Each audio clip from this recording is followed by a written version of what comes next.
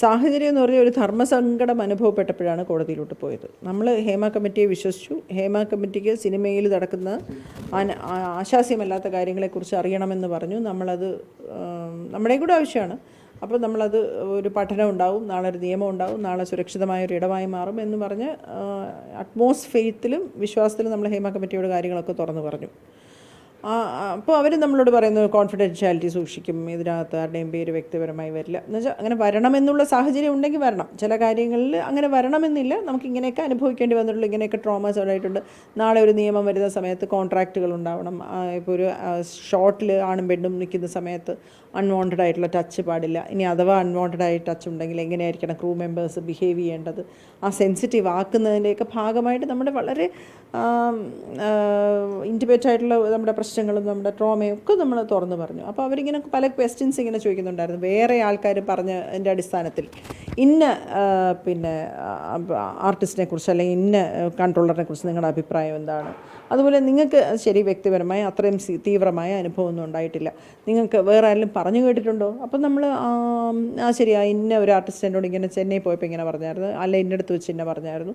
അപ്പോൾ ഇപ്പോൾ കുറേ നേരം കഴിഞ്ഞിപ്പോൾ നോക്കുമ്പോൾ ഹൈക്കോർട്ടിൻ്റെ അടിസ്ഥാനത്തിൽ ഇതെല്ലാം തന്നെ FIR ആയിരിക്കുന്നു. ഞാൻ പറഞ്ഞ ഓരോ കാര്യങ്ങളും FIR ആയിരിക്കുന്നു. ഞാൻ പറഞ്ഞ എൻ്റെ അടിസ്ഥാനത്തിൽ 2 FIR ആണ്. അപ്പോൾ FIR വന്നപ്പോൾ ഞാൻ പറഞ്ഞു ഇത് നമുക്കൊരു കേസ് എന്നുള്ള കേസായിട്ട് മുന്നോട്ട് പോകാനുള്ള അത്രയും എനിക്ക് അങ്ങനെ അതല്ല ഞാനത് ഉദ്ദേശിച്ചിരുന്നു. ഒരു പഠനമായിട്ട് ഞാൻ പറഞ്ഞൊരു കാര്യമാണ്. കാരണം അന്നത്തെ ആളിപ്പോൾ അവൻ്റെ ജീവിതത്തിൽ റെലവൻ്റ് അല്ല. അയാൾ എവിടെയാണെന്ന് എനിക്കറിയില്ല, അയാളെക്കുറിച്ചൊന്നും എനിക്കറിയില്ല. അപ്പോൾ അത് റെലവൻ്റ് ആയിട്ടുള്ള കാര്യമല്ല. അതുപോലെ കേസാക്കാൻ ഞാൻ അന്നും ഉദ്ദേശിച്ചില്ല, ഇന്നും ഉദ്ദേശിച്ചില്ല. ക്രൈമിൻ്റെ അത്രയും ഒരു ഗ്രാവിറ്റി എനിക്ക് ഇന്നത്തെ എൻ്റെ സ്റ്റേജിൽ എനിക്ക് അനുഭവപ്പെടുന്നില്ല. അപ്പോൾ അതുകൊണ്ട് എനിക്ക് കേസായിട്ട് മുന്നോട്ട് പോകാൻ താല്പര്യമില്ല, അതായിരുന്നില്ല എൻ്റെ ഉദ്ദേശം എന്ന് പറഞ്ഞ് ഞാനത് എഴുതി കൊടുത്തിരുന്നു. അപ്പോൾ നിങ്ങൾക്ക് താല്പര്യമില്ലെങ്കിൽ കേസാവില്ല, ഇതൊരു പ്രൊസീജിയറാണെന്ന് പറഞ്ഞു. നമ്മൾ മൊഴി കൊടുത്തു. അതിൻ്റെ മൊഴി കടലാസ് എൻ്റെ കയ്യിൽ ഇരിപ്പുണ്ട്. അതുപോലെ വേറെ ഒരു ആർട്ടിസ്റ്റിൻ്റെ പേരൊക്കെ ഇൻക്ലൂഡ് ചെയ്തു. ഞാൻ പറഞ്ഞ ഹേമ കമ്മിറ്റിയുടെ ഞാൻ പറഞ്ഞത് ആ പേര് ഇൻക്ലൂഡ് ചെയ്യരുതെന്ന്, അതുമൊക്കെ FIR ആക്കി വെച്ചേക്കുന്നത്, അതൊക്കെ തെറ്റല്ലേ എന്നൊക്കെ പറഞ്ഞ് വളരെ സ്നേഹപൂർവ്വം പിരിഞ്ഞതാണ്. പിന്നെ ഞാൻ അറിഞ്ഞത് അജി മസ്കറ്റ് എന്ന് പറഞ്ഞ് നമ്മുടെ സിനിമയിലെ ഫോട്ടോഗ്രാഫർ എന്നെ വിളിച്ചിട്ട് പറഞ്ഞു നമുക്കൊക്കെ എപ്പോഴും സപ്പോർട്ടായിട്ട് സ്ത്രീകളുടെ എന്ത് പ്രശ്നം ഉണ്ടെങ്കിലും ഏത് എടുത്ത് പെട്ട് നിൽക്കുകയാണെങ്കിലും നമ്മളെ രക്ഷിക്കുന്ന അലക്സിനെ പോലെ ഒരു കൺട്രോളർ പിന്നെ ക്രൈം ബ്രാഞ്ചിൻ്റെ അന്വേഷണത്തിൽ പോയിട്ട് വിഷണ്ണനായി നിൽക്കുന്ന കണ്ടു. ചേച്ചിയുടെ എന്തോ ഒരു മൊഴിയുടെ അടിസ്ഥാനത്തിലാണ്. അപ്പോൾ ഞാൻ അലക്സിനെ വിളിച്ചപ്പോൾ അലക്സ് കോൾ എടുത്തില്ല. പിന്നെയും ഞാൻ വിളിച്ച് എന്താണെന്ന് ചോദിച്ചപ്പോഴാണ് ഇങ്ങനെ പറഞ്ഞത് ഒന്നുമില്ല ചേച്ചി, സാരമില്ല ചേച്ചി. ഞാൻ പറഞ്ഞു അല്ല അലക്സേ, നമുക്ക് എത്രയോ പ്രാവശ്യം നമ്മളെ സപ്പോർട്ട് ചെയ്തിട്ടുള്ള നമുക്കൊരു പ്രോബ്ലം വന്നാൽ കട്ടയ്ക്ക് കൂടെ നിൽക്കുന്ന ഒരാളാണ്. അപ്പോൾ എന്താണ് അലക്സ എന്ന് ചോദിച്ചപ്പോഴത്തേക്ക് അലക്സ് പറയുന്നത് കുറച്ചിങ്ങനെ ചേച്ചി ഞാൻ എന്ത് ചെയ്തിട്ടാണ് ചേച്ചി, നമ്മളൊക്കെ കൂടെ ചേർന്നാണ് ഇത് ചെയ്തതെന്നൊക്കെ അവർ പറയുന്നു. അത് പറ്റില്ല, അങ്ങനെയല്ല. നമ്മൾ മനുഷ്യർ തമ്മിലുള്ള ഇടപെടൽ അത്രയും സത്യസന്ധത ഇല്ലാതെ ജീവിക്കാൻ പറ്റത്തില്ല എന്ന് എനിക്ക് തോന്നി. അപ്പോൾ ഞാൻ പറഞ്ഞു ഞാൻ കേസെടുക്കാൻ താല്പര്യമില്ല എന്ന് പറഞ്ഞതാണ്. അത് എൻ്റെ മൊഴിയുടെ അടിസ്ഥാനത്തിൽ നല്ലവരായ മനുഷ്യരെ ഉപദ്രവിക്കുന്നത്, അത് ഒരാളെ ഉപദ്രവിച്ചാൽ പോലും അത് പറ്റത്തില്ല. എൻ്റെ സിറ്റിസൺ എന്നുള്ള നിലയ്ക്ക് എൻ്റെ ഒരു റൈറ്റാണ്. ഞാൻ സുപ്രീം കോടതി എടുത്ത് പറഞ്ഞു എൻ്റെ കേസ് എനിക്ക് മുന്നോട്ട് കൊണ്ടുപോകാൻ താല്പര്യമില്ല, നിങ്ങളത് ഒഴിവാക്കി തരണം. ലാർജർ ഇൻട്രസ്റ്റിനെയോ സമൂഹത്തിനെയോ ഒന്നും വെല്ലുവിളിക്കാനല്ല. കേസുമായി ബന്ധപ്പെട്ടിട്ടില്ലാത്ത ആളുകളെ വിളിച്ച് ഇത്തരത്തിൽ വിവരങ്ങൾ ശേഖരിക്കുന്നതാണോ നിലവിലെ അവസ്ഥ? ഇതിനെക്കുറിച്ച് എനിക്ക് അറിഞ്ഞൂടെ ഡീറ്റെയിൽ ആയിട്ട്. എനിക്ക് ഈ ഒരൊറ്റ ഇൻസിഡൻറ്റേ ഉള്ളൂ. അതിൽ തീരെ ബന്ധമില്ലാത്ത ആൾക്കാരല്ല.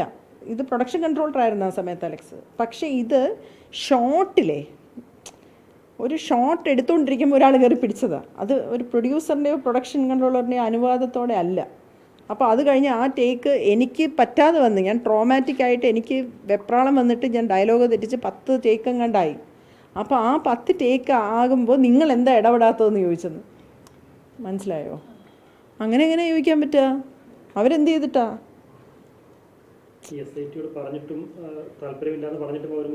മുമ്പോട്ട് പോകുന്നതെന്ന് ഇവർ പറയുമ്പോഴാണ് നമ്മൾ അറിയുന്നത്. ഇതൊരു സിനിമ എന്ന് പറയുമ്പോഴേ നമ്മൾ മറ്റ് കാര്യങ്ങളെപ്പോലെ അല്ല, ഇത് കുറച്ച് ഡിഫറെൻ്റാണ് സിനിമയിലെ ആവശ്യങ്ങൾ. ഇപ്പോൾ നമ്മളിപ്പോൾ ഒരു ഉപദ്രവം അനുഭവിച്ചാൽ പോലും നമുക്ക് ആ ഷോട്ട് എടുത്ത് കൊടുത്ത് തീർക്കേണ്ടിയൊക്കെ വരും. സിനിമ തീർക്കണ്ടേ, പ്രൊഡ്യൂസറുടെ പൈസയല്ലേ. അതൊക്കെ അതിനെ നമുക്കിങ്ങനെ ഈ സിനിമയായിട്ട് ഒരു ബന്ധമില്ലാത്ത എൻ്റെ ഒരു പരിപാടി അറിഞ്ഞൂടാത്ത ഒരാൾക്ക് നിന്ന് കാണുമ്പോൾ ഇത് ഭയങ്കര വിയേർഡായിട്ടൊക്കെ തോന്നും. പക്ഷെ നമുക്കിത് സിനിമയ്ക്കകത്ത് ചില കാര്യങ്ങളൊക്കെ ഇങ്ങനെ ചെയ്ത് കൊടുത്തൊക്കെ പറ്റുള്ളൂ. മനസ്സിലായില്ലേ? തോമയും ഹേമ കമ്മിറ്റി റിപ്പോർട്ട് പുറത്തു വന്നപ്പോൾ ഒരുപാട് സ്ത്രീകൾ രംഗത്തെത്തിയിരുന്നു. അത്തരത്തിൽ ഇങ്ങനെ ഒരു വിഷയം വരുമ്പോൾ അത് വലിയ രീതിയിൽ ബാധിക്കും. ഞാൻ അറിഞ്ഞൂടാ. അത് സത്യം പറഞ്ഞാൽ ഞാൻ ആ ലാർജർ ഇൻട്രസ്റ്റിനെ തോൽപ്പിക്കാനല്ല ഇത് ചെയ്യുന്നത്. പക്ഷെ അങ്ങനെ ഞാൻ പറയുമ്പോൾ തന്നെയും ഇന്നസെൻ്റായ ഒരാളെ ഉപദ്രവിക്കാൻ ഞാൻ കാരണമാവാനും പറ്റില്ല. ഇന്നസെൻ്റ് ആയ ആൾക്കാരും ഉണ്ട്. അവരെ പെടുത്താനോ ഇത് ഉപയോഗിക്കാൻ ഒക്കില്ല.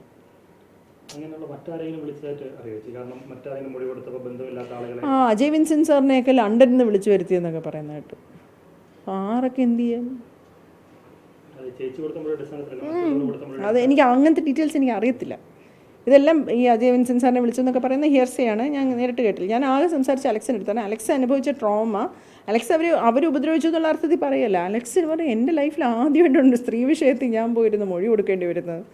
അതും ചേച്ചി പറഞ്ഞെന്ന് പറഞ്ഞപ്പോൾ അതെനിക്ക് ഭയങ്കര പ്രയാസമായിപ്പോയി സുഹൃത്തുക്കൾ. അത്രയാണ് ബേസിക്കായിട്ട്. ഞാൻ എൻ്റെ ഒരു ഇമോഷണൽ കാര്യമായിട്ടും കൂടെ നിങ്ങൾക്ക് വേണമെങ്കിൽ കാണാം. ഞാനൊരു ഇമോഷണൽ വ്യക്തിയും കൂടിയാണ്. ഞാൻ ഒരാളെയും ചതിക്കാൻ ഉദ്ദേശിക്കുന്നില്ല. നമ്മൾ ജീവിതത്തിൽ ചെയ്തിട്ടില്ലാത്തൊരു കാര്യമാണ്.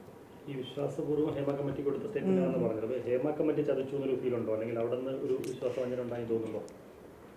ഇതൊക്കെ കംപ്ലീറ്റ് ആയിട്ട് കോംപ്ലിക്കേറ്റഡ് ആയി പോയി എന്നുള്ളതാണ്. ഹേമ കമ്മിറ്റി എന്താ വിചാരിക്കുന്നത് അവർ തന്നെ പറയണം. മാഡം പറയണം ഞങ്ങളോട് എന്താണ് മാഡം പറഞ്ഞിട്ടാണ് ഇതൊക്കെ ഞങ്ങൾ പറഞ്ഞത്. മനസ്സിലായി? മാഡം പറയട്ടെ ഞങ്ങളോട് എങ്ങനെയൊക്കെ പറഞ്ഞിട്ടാണ് ഞങ്ങൾ ഈ ചോദ്യങ്ങളൊക്കെ മാഡം ഞങ്ങൾ എടുത്തത്. നാളെ ഇത് കേസാവും എന്ന് പറഞ്ഞാണോ നമ്മളോട് ചോദിച്ചതെന്ന് മാഡം പറയട്ടെ. ഇത് വളരെ സ്വകാര്യമായ ഒരു സംഭാഷണത്തിൽ നമുക്കൊരു സത്യസന്ധമായി ഇതിൻ്റെ അകത്ത് റിയൽ ആയിട്ടുള്ള ഇഷ്യൂസ് അറിയണമെന്ന് പറഞ്ഞാൽ നമ്മൾ പറഞ്ഞിട്ടുള്ള കാര്യങ്ങളല്ലേ. എനിക്ക് ഒരു അതൃപ്തിയില്ല, നീരസവുമില്ല, എനിക്കൊന്നുമില്ല. നമുക്ക് ഇതെല്ലാം തന്നെ ആരും ബാഡ് ഇൻറ്റൻഷനിലൊന്നും ചെയ്യുന്നില്ല. SIT-യോട് പോലും എനിക്കില്ല. ആരും ബാഡ് ഇൻറ്റൻഷനിലല്ല ചെയ്യുന്നത്. പക്ഷെ നമ്മൾ നല്ല ഇൻറ്റൻഷനിൽ ചെയ്യുന്ന കാര്യം പോലും നല്ല മനുഷ്യരെ ഉപദ്രവിക്കാൻ കാരണമാകുന്നുണ്ടെങ്കിൽ ഞാൻ ആ കൂട്ടത്തിലില്ല. എനിക്ക് അത്രയും കമ്മിറ്റ്മെൻറ്റ് കുറഞ്ഞു എന്ന് വിചാരിച്ചത്. ഇത്രയും വർഷം ഞാൻ സ്ത്രീകൾക്ക് വേണ്ടി മാത്രം സംസാരിച്ചിട്ടുള്ള ഒരാളാണ്.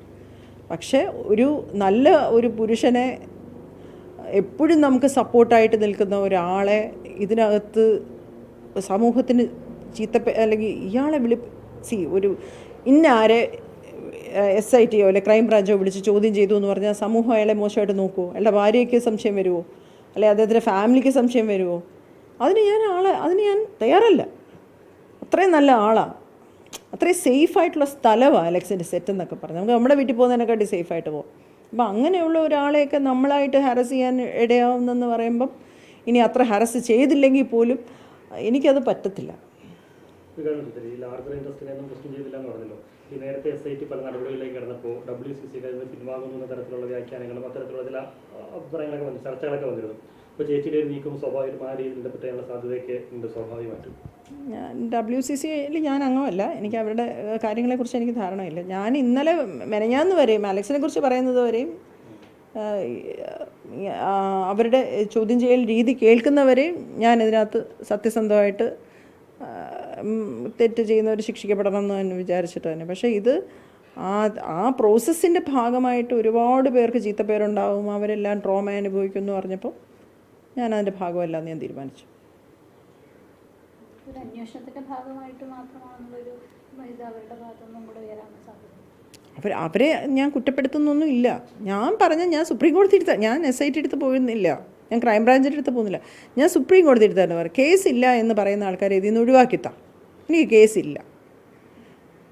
കാരണം ഇത് പ്രൊഡക്ഷനും പ്രൊഡ്യൂസറും ഡയറക്ടറും ഒന്നും ഇൻവോൾവ് ആയിട്ടുള്ള ഒരു കാര്യമല്ല. ഓൺ ഷോട്ട് അയാൾ വല്ല മദ്യപിച്ചിട്ടോ വല്ലതും ഉണ്ടായിരുന്നതാണോ എനിക്ക് അറിഞ്ഞുകൂടാ. അയാൾ കയറി പിടിച്ചതാണ് എന്നെ ഷോട്ടിൻ്റെ ഇടയ്ക്ക്. അപ്പോൾ അവർക്ക് സിനിമ തീർക്കണമല്ലോ. അപ്പോൾ അതുകൊണ്ട് അവർ റീടേക്ക് എന്ന് പറയും. അത് കഴിഞ്ഞ് അയാൾ കൈ മൂവ്മെൻറ്റ്സ് ഒഴിവാക്കുമെന്ന് അങ്ങേരോട് പറയുകയും ചെയ്തു ഡയറക്ടർ. പക്ഷേ എനിക്ക് ട്രോമാറ്റിക് ആയതുകൊണ്ട് എനിക്ക് ഡയലോഗ് തീർക്കാൻ പറ്റിയില്ല. 10-12 ടേക്ക് എടുത്ത് പിറ്റേ ദിവസം ഇയാളുടെ അടുത്ത് അഭിനയിക്കേണ്ടി വന്നു. അത് ആ ഷോട്ടിന് ആവശ്യമുള്ള കാര്യങ്ങൾ അവർക്ക് എടുത്തല്ലേ പറ്റുള്ളൂ.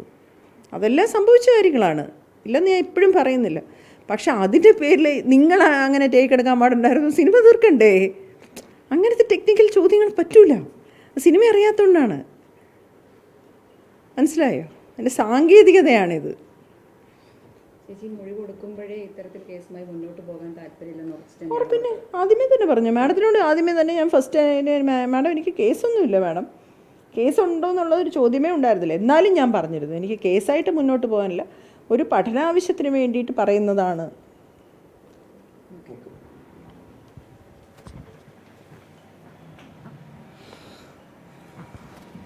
Stop it.